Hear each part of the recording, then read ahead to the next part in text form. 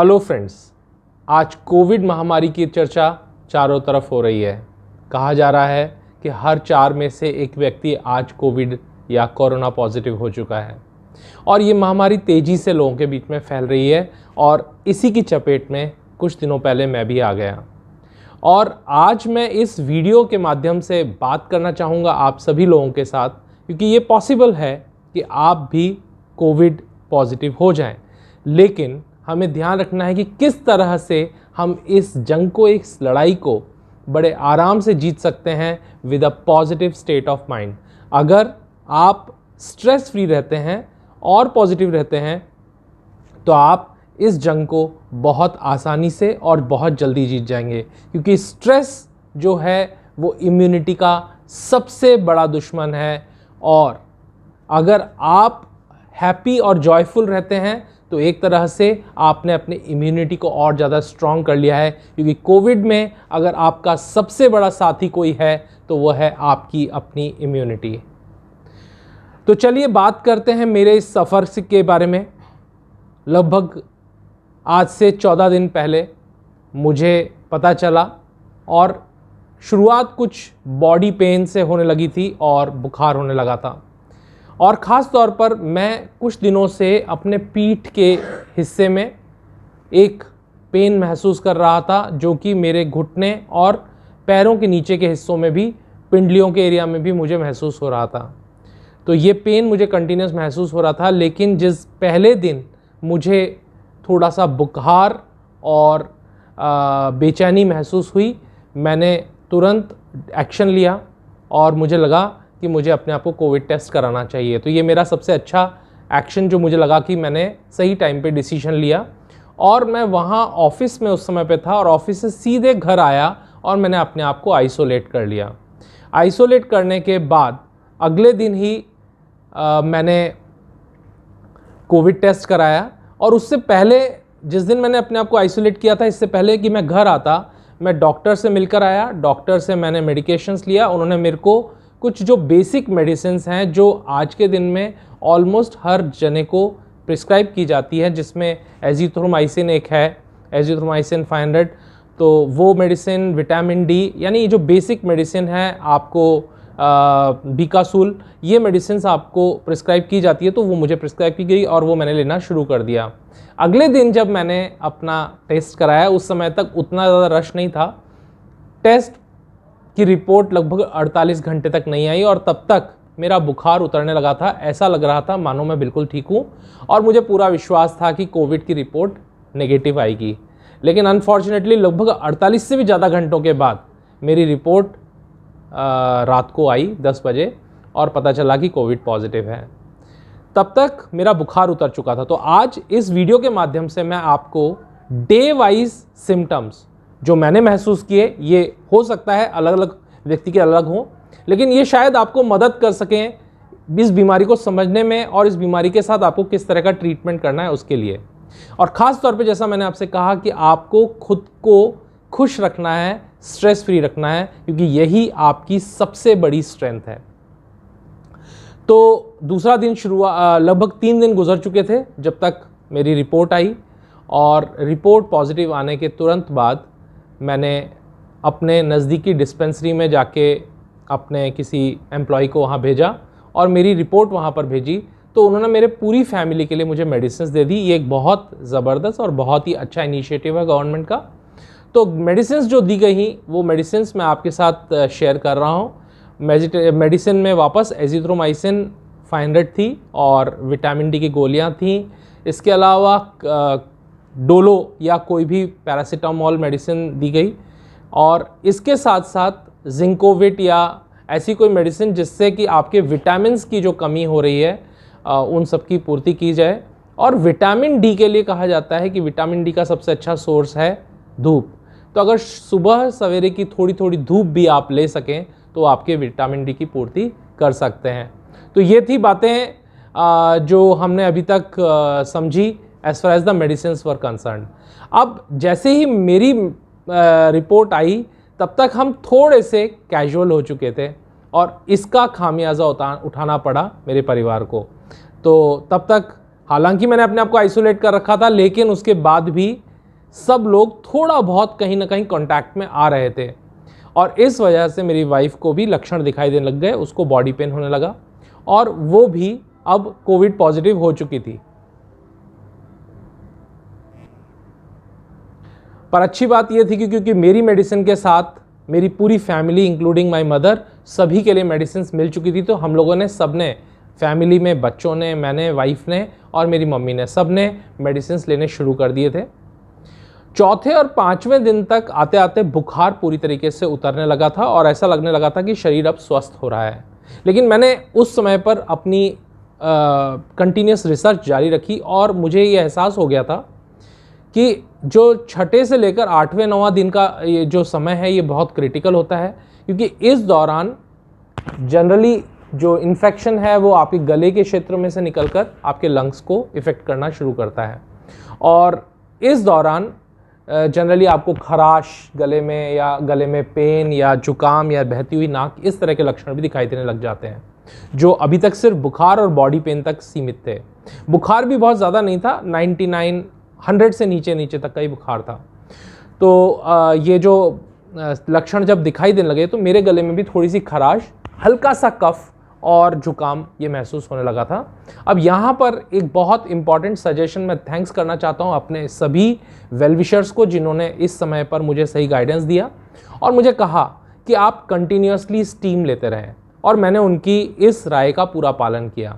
गर्म पानी जो मैं लगभग सुबह हमेशा ही पीता था, लेकिन इस दौरान मैंने थोड़ा सा तेज या गुनगुना पानी सुबह कम से कम 1 लीटर पानी में पीता था और दिन में भी थोड़े थोड़े क्वांटिटीज़ में ये पानी में पीता रहा।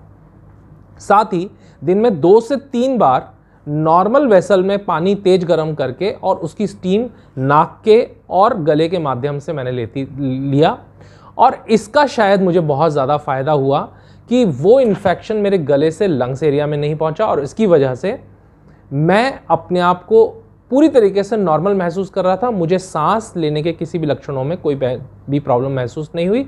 और हाँ, यहाँ एक चीज़ बहुत इंपॉर्टेंट है, डे 1 से ही ऑक्सीमीटर लेके मैं अपने ऑक्सीजन को कंटिन्यूसली चेक कर रहा था, मॉनिटर कर रहा था अपनी भी, और जैसे ही वाइफ को कोविड पॉजिटिव हुआ उसके बाद उसका भी मैं कंटिन्यूसली ऑक्सीजन चेक कर रहा था। मेरी माँ जो हैं, मेरी मदर, वो उनकी उम्र 78 से भी ज़्यादा है और जैसे ही मुझे ये एहसास हुआ कि हम दोनों तो पॉजिटिव हो चुके हैं, सबसे पहला काम मैंने ये किया कि मेरी मम्मी को मैंने दूसरे घर में भेज दिया, मेरे ब्रदर के घर भेज दिया, जिससे कि उनके ऊपर आँच नहीं आए, क्योंकि सबसे ज़्यादा वल्नरेबल इस समय पर ज़्यादा उम्र के लोग हैं।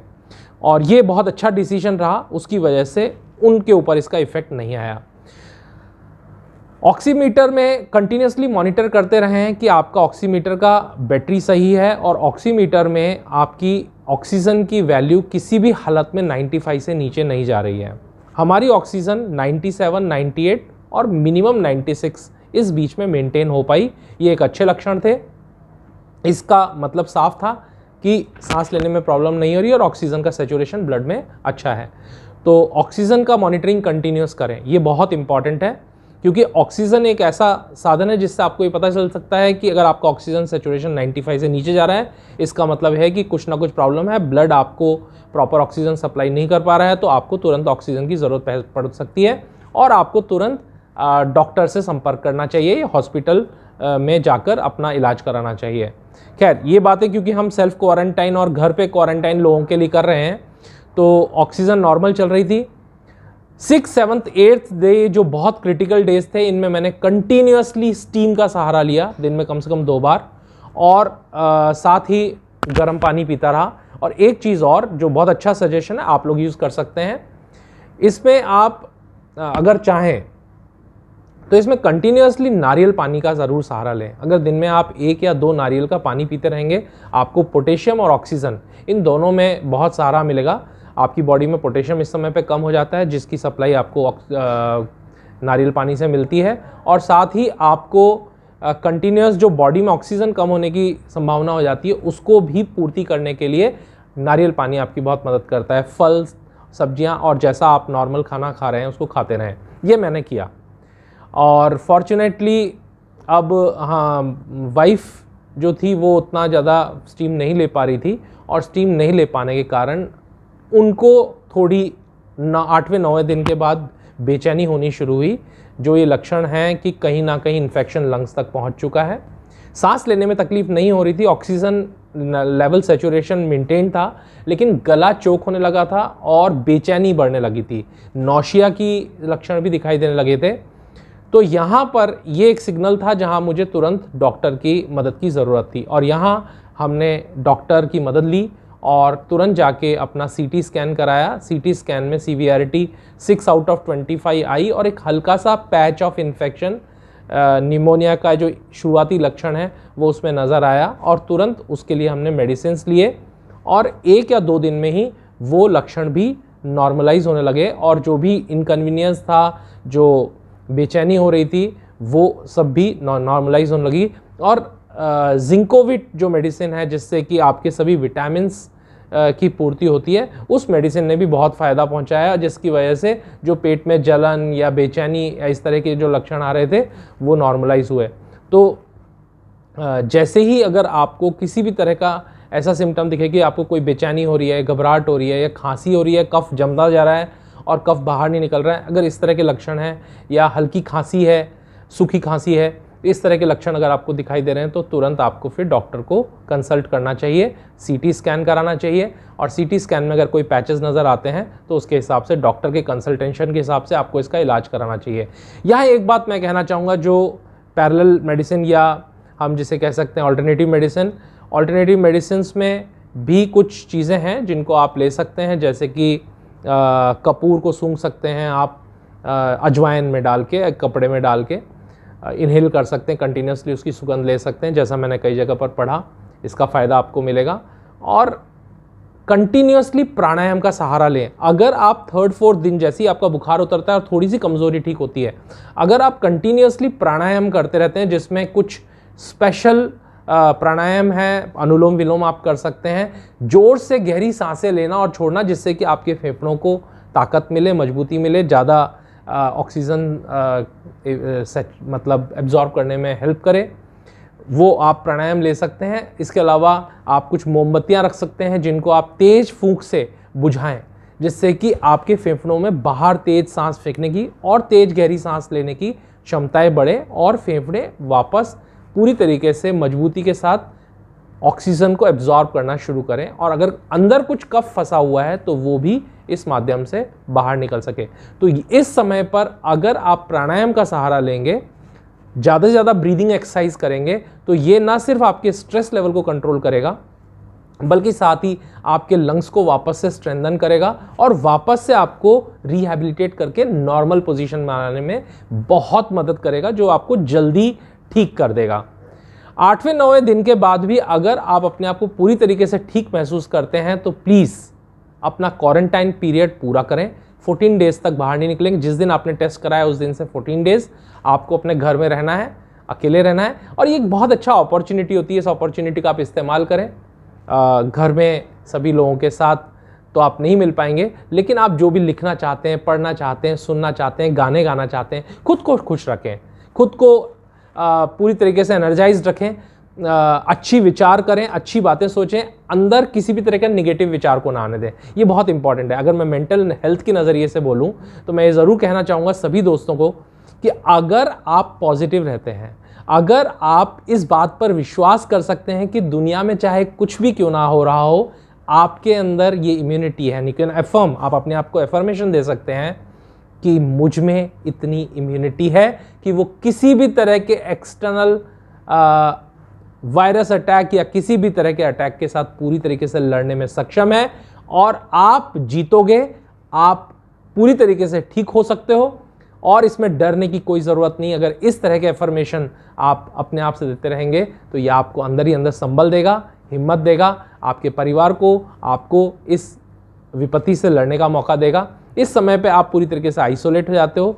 पॉजिटिव सोच आपके लिए रामबाण का काम करती है, ये आपकी इम्यूनिटी को बनाती है, और अपने आप को बिजी रखें। जो भी काम आपको करना पसंद है, आपको रीडिंग करना पसंद है, गाना गाना पसंद है, अगर आप अकेले हैं अपने कमरे में, तो ये वो वक्त है जो ज़िंदगी में शायद बार बार नहीं मिलेगा, कि आपको खुद को जानने का एक मौका मिल रहा है। Be in solitude, remain with yourself, try to have self realisation, खुद को जानने की कोशिश करें, मेडिटेशन करें और खुद को खुश रखें। ये जो अगर आप प्रयास कर पाए तो आपको बहुत जल्दी रिकवर करने के लिए मदद करेगा।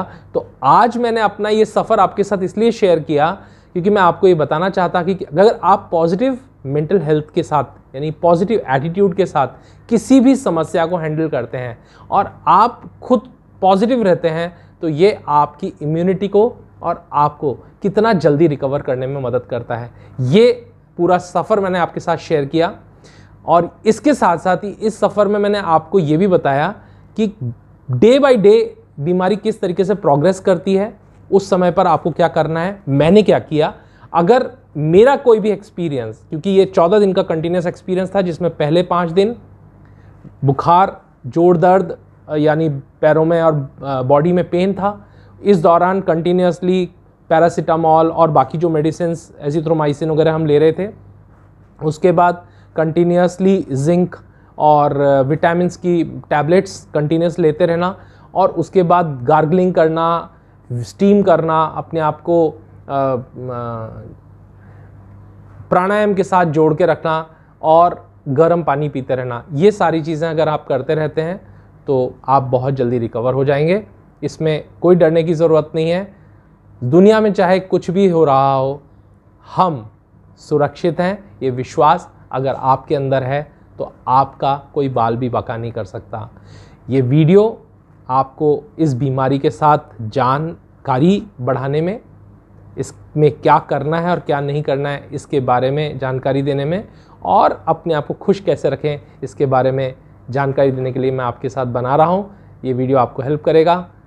उम्मीद है आपको ये चैनल पसंद आता है क्योंकि हम हमेशा पॉजिटिविटी और मेंटल हेल्थ की बात करते हैं। अगर आपको ये वीडियो पसंद आया है तो इसे लाइक और शेयर करें अपने फ्रेंड्स के साथ जो इस समय पर इस विपत्ति से जूझ रहे हैं, ताकि वो भी जान सकें कि क्या करना है क्या नहीं करना है। और खुश रहें।